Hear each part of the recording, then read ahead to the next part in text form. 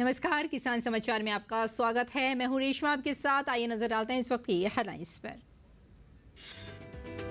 भारतीय कृषि अनुसंधान परिषद और धानुका एग्रीटेक लिमिटेड के बीच समझौता ज्ञापन पर हुआ हस्ताक्षर। समझौते का उद्देश्य दोनों संस्थानों की दक्षता का उपयोग कर किसानों तक नई तकनीकें पहुंचाना।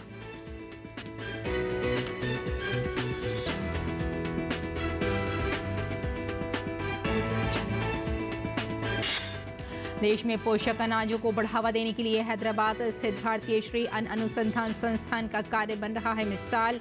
पोषक अनाजों के मूल्य संवर्धन कर युवाओं के लिए स्टार्टअप के जरिए रोजगार बढ़ाने का भी किया जा रहा है काम।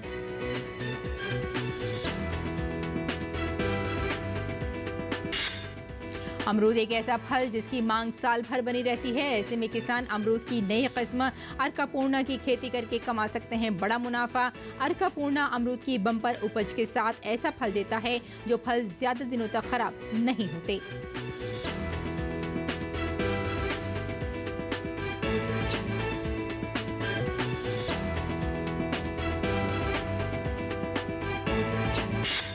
श्री कर्ण नरेंद्र कृषि महाविद्यालय जोबनेर में सांख्यिकी, गणित एवं कंप्यूटर विज्ञान विभाग द्वारा विकसित SKN attendance management system SAMS की हुई शुरुआत। SKN विश्वविद्यालय के कुलपति डॉक्टर बलराज सिंह ने किया शुभारंभ। आज के डिजिटल युग में ये सिस्टम महाविद्यालय में शैक्षणिक वातावरण और प्रशासनिक दक्षता को बढ़ाने में बनेगा मददगार।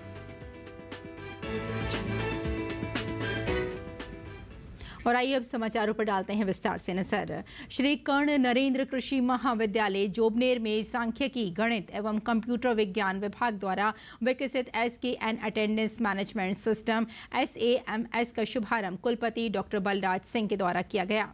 कार्यक्रम के दौरान कुलपति डॉक्टर बलराज सिंह ने बताया कि आज के डिजिटल युग में ये सिस्टम महाविद्यालय में शैक्षणिक वातावरण और प्रशासनिक दक्षता को बढ़ाने के लिए प्रौद्योगिकी का लाभ उठाने की हमारी प्रतिबद्धता की दिशा में एक महत्वपूर्ण कदम है।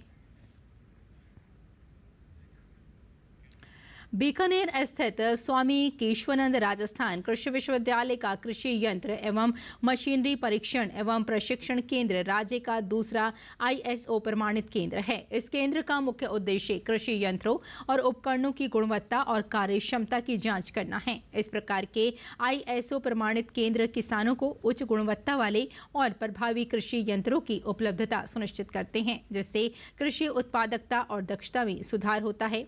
ये किसान कृषि यंत्रों की ट्रेनिंग का भी केंद्र है। सर्वोच्च गुणवत्ता वाले इस प्रमाणित संस्थान केंद्र ने किसानों के नवाचारों को सामान्य जन तक पहुंचाने का काम किया है।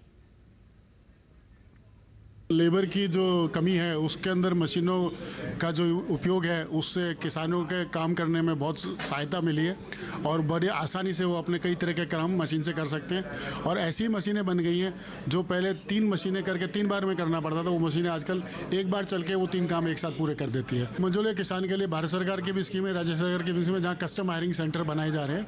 हमने भी एक शुरू कर रखा है। जो मशीनें हमारे पास है, मैन्युफैक्चर लेके नहीं गया है, उसको बहुत ही नॉमिनल किराए के पर हम किसानों को उपलब्ध करा रहे हैं। उसको एक सिक्योरिटी मनी हमारे पास जमा करानी होगी और एक ID देनी होगी, एक आवेदन देना होगा। वो हमें सिक्योरिटी मनी देके जाएगा, मशीन जब जमा कराएगा तो उसका जो किराया बनेगा वो काट के हम उसको लौटा देते हैं मंझोले किसानों के लिए। और ये जो हमारा एरिया है, जो मशीनरी के लिए पोटेंशियल एरिया है, उसके अंदर किसानों को बहुत फायदा हो रहा है और लगातार हमारे ऐसे किसान मशीनें लेके जा रहे हैं। इस अवसर पर स्वामी केशवानंद राजस्थान कृषि विश्वविद्यालय के कुल सचिव देवाराम सैनी ने कहा कि किसानों को अच्छी क्वालिटी इक्विपमेंट मिले, ये हमारी इस farm implements and machinery testing centre का काम है। इस केंद्र में टेस्टिंग के साथ साथ में ट्रेनिंग भी दी जा रही है। देवाराम सैनी ने कहा कि कृषि कार्यों में मशीनीकरण से किसानों की जीवन शैली में सुधार हुआ है। पहले जो ट्रेडिशनल जो कृषि हमारे हुआ करती थी, उसके बाद में धीरे धीरे ट्रैक्टर आया। ट्रैक्टर के बाद में स्प्रिंकलर आ गए। पहले जो मैनुअल फंक्शन ज़्यादा होते थे, उसकी बजाय आज इक्विपमेंट्स का उपयोग फील्ड पे होने लगा है कि एक किसान, बड़ा किसान हो चाहे छोटा किसान हो, वो अपने खेत पे इक्विपमेंट्स का यूज़ करने लगा। तो इक्विपमेंट्स अच्छे हों, बढ़िया हो और अच्छी क्वालिटी के हों और वो उसकी फील्ड पे खरे उतरे उसकी अपेक्षाओं में। इसके लिए गवर्नमेंट ने ये टेस्टिंग सेंटर शुरू किया। और भारतीय कृषि अनुसंधान परिषद ने कृषि क्षेत्र में हो रहे शोध और नवाचारों को देश के किसानों तक पहुंचाने के लिए धानुका एग्रीटेक के साथ एक समझौता पत्र पर हस्ताक्षर किए हैं। ICAR द्वारा किए गए MOU से भविष्य में देश के किसानों को किस तरह से फायदा होगा, इस विषय पर हमारे संवाददाता OP यादव ने बात की धानुका एग्रीटेक के चेयरमैन डॉक्टर RG अग्रवाल से। देश में कृषि शिक्षा, शोध और अनुसंधान को किसानों तक पहुंचाने के लिए भारतीय कृषि अनुसंधान परिषद लगातार काम कर रहा है। अभी इसी चीज़ को आगे बढ़ाने के लिए धानुका एग्रीटेक ने ICAR के साथ एक समझौता किया है। इस समझौते के तहत न केवल तकनीक को किसानों तक पहुंचाया जाएगा बल्कि अन्नदाता की आर्थिक तरक्की भी सुनिश्चित होगी। अभी इसी विषय पर बात करने के लिए हमारे साथ मौजूद है धानुका एग्रीटेक के चेयरमैन RG अग्रवाल। अगर बात करें सर, ICAR की जो तकनीक है, लगातार ICAR काम भी कर रहा है, लेकिन अब आप जैसे जो इंडस्ट्री के प्लेयर हैं उन्होंने इनसे MOU किया, तो इसका फ़ायदा कितना होगा और ये MOU क्या है? देखिए, ये MOU है मिलकर काम करने के लिए। आज चाहे किसानों को ट्रेनिंग देनी है, फील्ड में डेमोन्स्ट्रेशन देने हैं, रिसर्च करनी है और जॉइंट प्रोग्राम ऑर्गेनाइज करने हैं जहां हम ज़्यादा फार्मर्स तक पहुंच सकें। इस देश में करीबन 14-15 करोड़ किसान 6.5 लाख गाँव में रहते हैं, तो उन तक किसी भी ICAR इंस्टीट्यूट या KVK का पहुंचना मुश्किल था। लेकिन ये MOU करके अभी हम जितने भी इनके KVK हैं सबके साथ उनके जो डायरेक्टर अटारी हैं उनके साथ मिलकर प्रोग्राम कर रहे हैं। अभी हमने रायपुर में प्रोग्राम किया, हमने 30 मई को पोटैटो दिवस मनाया, 29 तारीख को अब नॉर्थ इंडिया के जोन की हम ट्रेनिंग प्रोग्राम हिसार में कर रहे हैं और गुजरात और महाराष्ट्र की हम कर रहे हैं 1 तारीख को पूना में। कौन कौन सी मुख्य तकनीकी आप ICAR से लेंगे जो किसानों के लिए ज़्यादा फायदेमंद रहेगी? देखिए, ICAR ने अभी बायोटेक्नोलॉजी के ऊपर कुछ प्रोडक्ट्स डेवलप करे हैं, तो वो सबसे पहले हमारा ये प्रोसेस होता है, हम उनसे सैंपल लेके अपने रिसर्च फार्म पे ट्रायल करते हैं और ट्रायल्स के अगर रिजल्ट सेटिस्फैक्ट्री होते हैं तो वो प्रोडक्ट फिर हम MOU करके उनसे टेक्नोलॉजी लेते हैं और अपने यहाँ प्रोडक्शन करके उसको मार्केट में बेचते हैं। भविष्य में जो आपने MOU किया है उससे किसानों की तरक्की कितनी होगी और इससे कृषि क्षेत्र का जो परिदृश्य बदलने में कितनी मदद मिलेगी? मैं तो उसमें देखिए परसेंटेज तो नहीं बता सकता, लेकिन अभी जितने किसानों तक KVK ICAR पहुँच पा रहा है, हम ये कह सकते हैं हम कम से कम पहले साल में 4 गुना अधिक किसानों तक नई टेक्नोलॉजी ले जा पाएंगे इस साल। धानुका खुद अपने आप में एक इनोवेशन का बड़ा हब है और किसानों का लोकप्रिय ब्रांड भी है, तो आप खुद अपने स्तर पे कौन सा नया काम कर रहे हैं जिससे किसानों का एक तरक्की और खुशहाली का रास्ता आगे बढ़े? देखिए, हमने पलवल में Dhanuka agriculture research training centre बनाया है जहाँ पे रेगुलर फार्मर्स की ट्रेनिंग होती है और हमारे वैज्ञानिक और दूसरे गाँवों में और KVKs में जाकर भी ट्रेनिंग दे रहे हैं।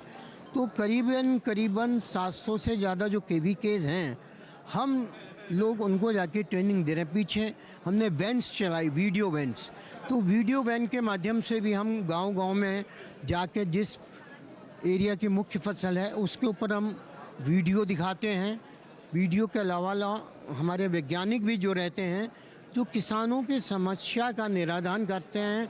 हमारी कॉल सेंटर है जहां किसान कॉल करके पूछ सकता है, अगर वो अपनी बीमारी को एक्सप्लेन नहीं कर सकता तो वो वीडियो लोड कर सकता है जिसको देखकर हमारे वैज्ञानिक जवाब देते हैं।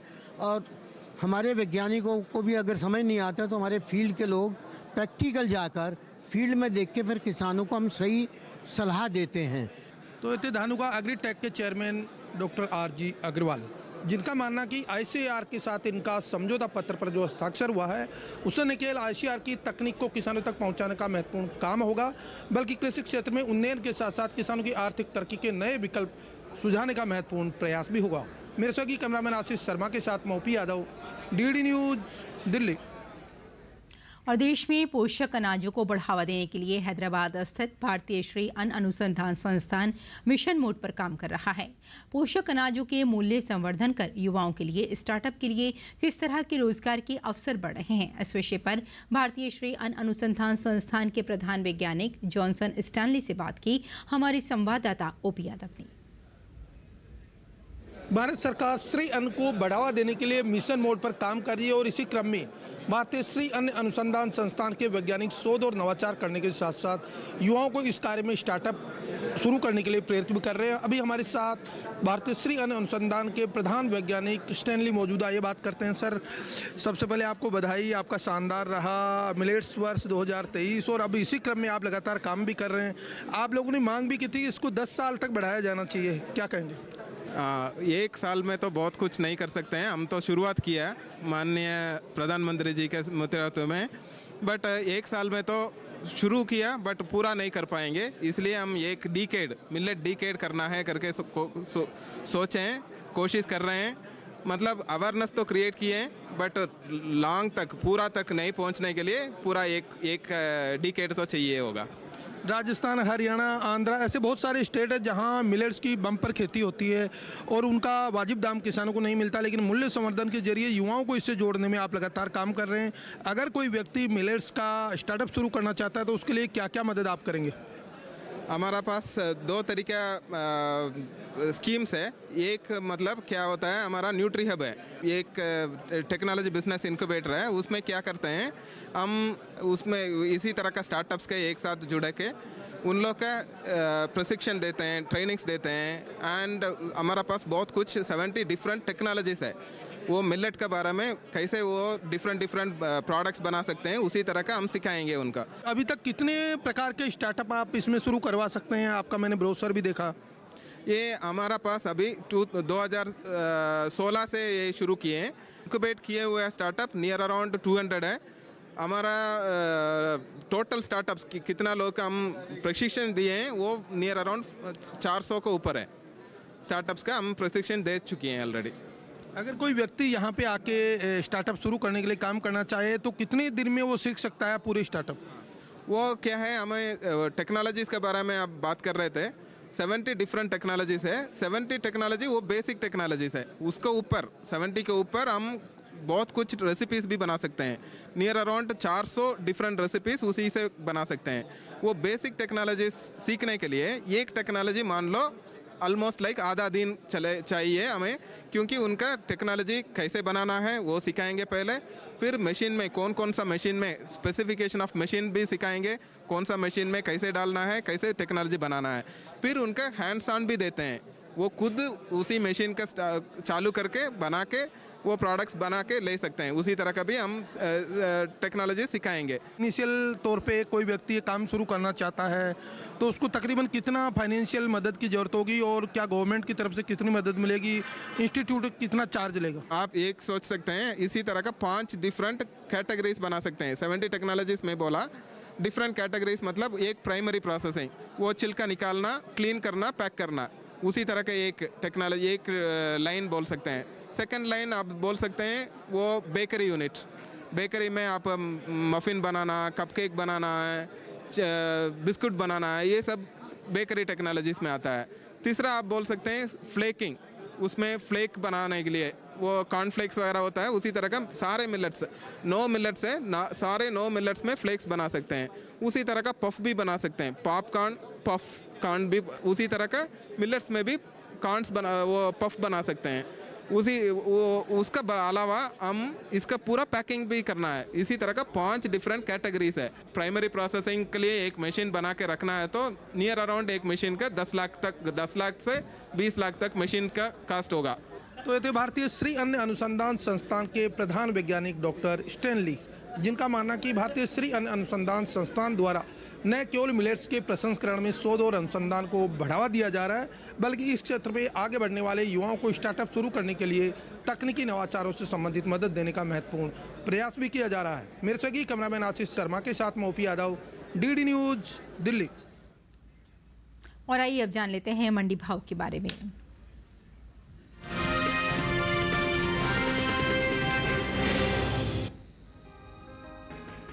शनिवार को ज्यादातर मंडियों में प्याज के सौदों में उठापटक के साथ कारोबार हुआ। फिलहाल कृषि उपज मंडियों में प्याज की आवक सामान्य बनी हुई है।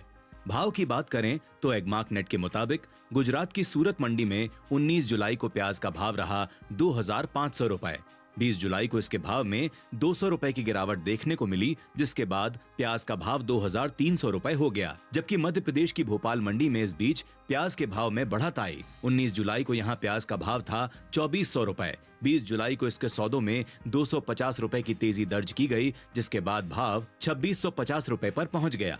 राजस्थान की गोलूवाला मंडी में 20 जुलाई को प्याज का भाव 200 रुपए की बढ़त के बाद 3300 रुपए से 3500 रुपए पर पहुंच गया। वहीं उत्तर प्रदेश की अलीगढ़ मंडी में इस दौरान प्याज के भाव में नरमी का रुख रहा। यहाँ 19 जुलाई को प्याज का भाव रहा 2800 रुपए, जो कि 20 जुलाई को 20 रुपए टूटकर 2780 रुपए पर आ गया।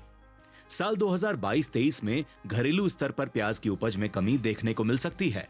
कृषि मंत्रालय की ओर से बागवानी फसलों के लिए जारी पहले अग्रिम अनुमान के मुताबिक देश में प्याज की उपज बीते साल से 68 लाख टन कम हुई है। साल 2022-23 के दौरान प्याज की कुल उपज 31.01 मिलियन टन है, जबकि बीते साल की समान अवधि के दौरान प्याज की पैदावार 31.69 मिलियन टन थी।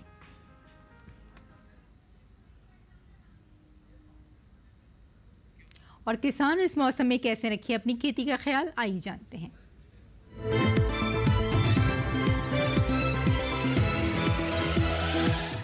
नमस्कार, आप देख रहे हैं डीडी किसान। मैं हूं एआई कृष और आज हम पंजाब और हरियाणा में होने वाली खेती किसानी से संबंधित सलाहों के बारे में पूरी जानकारी देंगे। पंजाब में इस समय हल्की बारिश की संभावना है। ऐसे में यहां के किसान फिलहाल खेतों में सिंचाई या किसी प्रकार का छिड़काव न करें और जरूरत पड़ने पर खेतों से जल निकासी की व्यवस्था करें। पश्चिमी पंजाब में इस समय बैंगन को कीटों से बचाएं। पश्चिमी पंजाब के मैदानी इलाकों में मूंग की बुवाई का काम पूरा कर लें। इसके साथ ही यहां अगर कपास में बारिश या सिंचाई के बाद मुरझाने के लक्षण दिखाई दें तो प्रभावित पौधों पर 10 मिलीग्राम कोबाल्ट क्लोराइड को 1 लीटर पानी में घोलकर छिड़काव करें। पश्चिमी पंजाब के मैदानी इलाकों में ही मक्के की फसल में बारिश का पानी जमा न होने दें।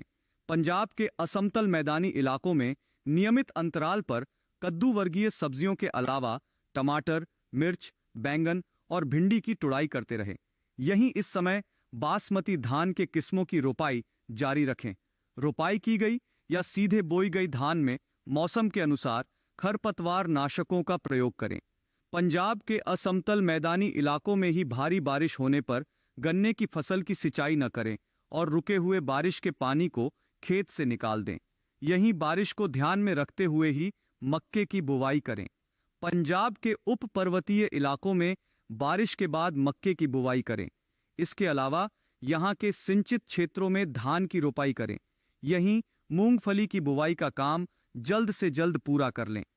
पंजाब के उप पर्वतीय इलाकों में ही शुष्क मौसम की स्थिति में गन्ने की फसल की 7 से 12 दिन के अंतराल पर सिंचाई करें। मध्य पंजाब के मैदानी इलाकों में भिंडी और लोबिया की बुवाई करें।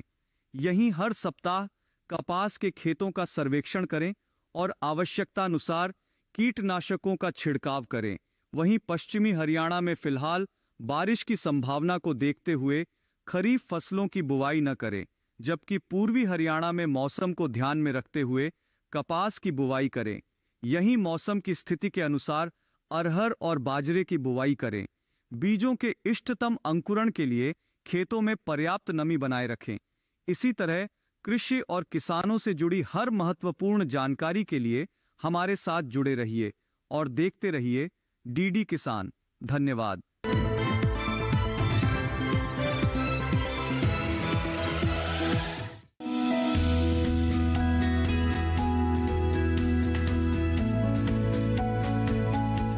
टमाटर के लिए जीवांश वाली बलुई दोमट और दोमट मिट्टी इसके लिए ज्यादा उपयुक्त होती है। 1 हेक्टेयर बुआई के लिए सामान्य किस्म का 400 से 500 ग्राम बीज चाहिए, जबकि संकर किस्म का 150 से 200 ग्राम बीज ही पर्याप्त होगा। जिन किसानों की पौध तैयार हो गई है वो अब इसकी रुपाई कर ले। रुपाई के लिए खेत को अच्छी तरह जोतकर मिट्टी को भुरभुरा बना ले और क्यारियां तैयार कर ले। हर क्यारी 0.75 मीटर चौड़ी और जरूरत के हिसाब से 5 से 10 मीटर लंबी हो सकती है। ध्यान रहे कि सीमित बढ़वार वाली फसल के लिए कतार से कतार के बीच की दूरी 60 सेंटीमीटर और पौध से पौध की दूरी 45 सेंटीमीटर होनी चाहिए, जबकि असीमित बढ़वार वाली फसलों में कतार से कतार की दूरी 75 सेंटीमीटर और पौध से पौध के बीच की दूरी 50 सेंटीमीटर होनी चाहिए। रुपाई दोपहर बाद करना ज्यादा बेहतर रहेगा। रुपाई के तुरंत बाद जरूरत हो तो हल्की सिंचाई कर दे। बाद में जब भी आवश्यक हो तो पानी देते रहे।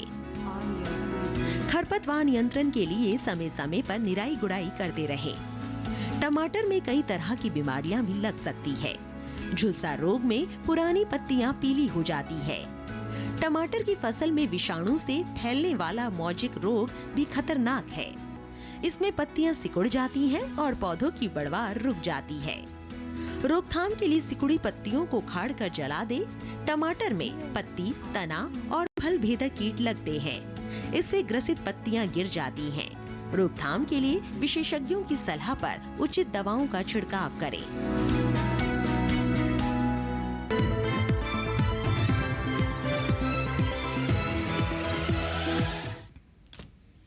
और खेती किसानी के साथ साथ आइए नजर डाल लेते हैं कुछ और महत्वपूर्ण खबरों पर। खास खबर में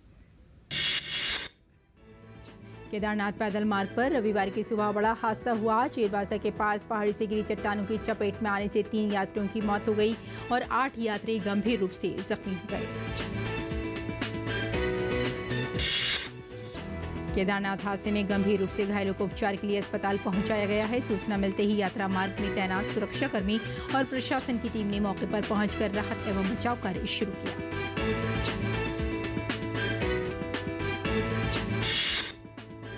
उत्तराखंड के मुख्यमंत्री पुष्कर सिंह धामी ने केदारनाथ में हुए हादसे पर दुख जताया है। उन्होंने कहा कि घटना स्थल पर राहत एवं बचाव कार्य जारी है। इस संबंध में निरंतर अधिकारियों के संपर्क में हो। संसद के बजट सत्र से पहले सरकार द्वारा बुलाई गई सर्वदलीय बैठक में भाजपा अध्यक्ष नड्डा समेत अनेक दलों के नेता शामिल हुए। बजट सत्र 22 जुलाई यानी सोमवार से शुरू होकर अगले महीने की 12 तारीख तक चलेगा। तो किसान समाचार में फिलहाल इतना ही। अनुमति दें। नमस्कार।